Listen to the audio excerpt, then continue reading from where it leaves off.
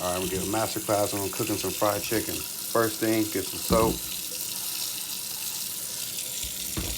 Clean out the sink. Now you got the chicken, right? After you handle raw chicken, please wash your hands so there's no cross-contamination. I have already washed my hands, which is how I'm making this video. Okay, after you whip the eggs with a little bit of milk, I like to put some Tabasco sauce in it, you know, boom, boom, boom, boom. Gotta use my left hand because my right hand's been handling the chicken. Please season your chicken. I got some good stuff from America. Yeah. We're gonna go from here to there, back to here, over there, and then boom!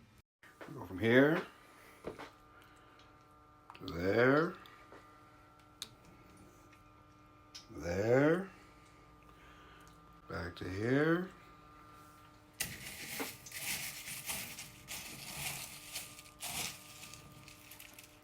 Ooh.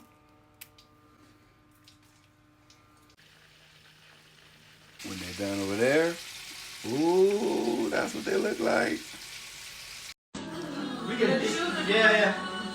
Yeah. I didn't have a container, so it's just in a plastic bag. Yeah.